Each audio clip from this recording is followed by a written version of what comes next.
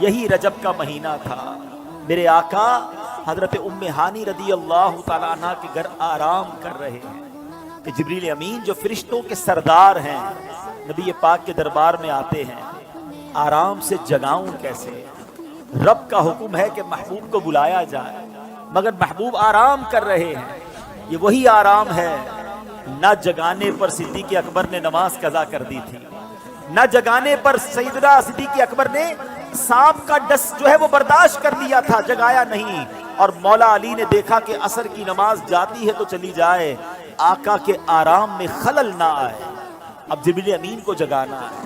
اللہ اکبر، بلاوا رب کی طرف سے ہے۔ تو اعلیٰ حضرت نے گویا قصیدہ معراج میں کہا کہ فرمایا یہی سما تھا کہ پے کے رحمت، خبر یہ لایا کہ چلیے حضرت، ذرا سمجھیے گا بات کو، کیا خبر لایا کہ چلیے حضرت تمہاری خاطر کشادہ ہیں۔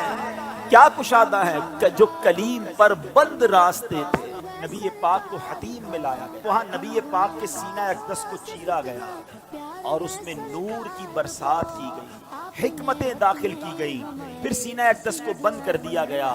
آج لوگ کہتے ہیں سائنس نے بڑی ترقی کر لی ہے، اوپن ہارٹ سرجری ہوتی ہے۔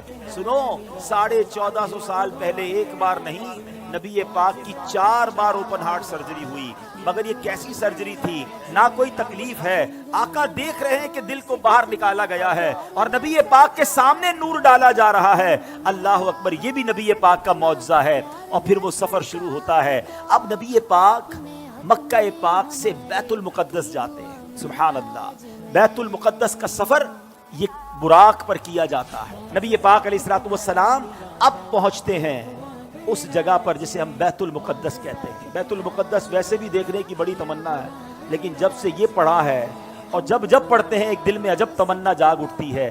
ذرا سوچو تو صحیح کہ کائنات میں ایسی نماز نہ اس سے پہلے ہوئی نہ اس کے بعد ہوگی، جب اس کائنات کے سب سے بہترین افراد یعنی انبیاء کرام کم و بیش 1,24,000 آل ٹوگیدر ونس ٹائم، ایک ہی وقت میں وہ بیت المقدس میں موجود ہیں، صفے تیار ہیں، مؤذن فرشتے ہیں، اقامت دینے والے جبریل امین ہیں۔ اور اب جبریل امین نے عرض کیا حضور اب آپ امامت فرمائیے، امام الانبیاء میرے آقا امامت فرما رہے ہیں۔ سبحان اللہ، سیدی اعلیٰ حضرت امام اہل سنت بڑی پیاری بات لکھتے ہیں، فرماتے کہ وجہ کیا تھی، معراج کی رات کی جماعت کیوں جو ہے وہ سجائی گئی، یہ بلایا کیوں گیا سب کو؟ سبحان اللہ، رہتی دنیا کو یہ بتانا تھا۔ اعلیٰ حضرت کہتے ہیں نماز اقصا میں تھا یہی سر، سر کہتے راز کو، عیاں کہتے ظاہر ہونا۔ فرماتے نماز اقصا میں تھا یہی سر، یہی راز تھا کہ عیاں ہو مانائے اول آخر، پتا چل جائے دنیا کو کون اول ہے کون آخر ہے دست بستہ پیچھے حاضر، سارے ہاتھ باندھے کھڑے ہیں، کون؟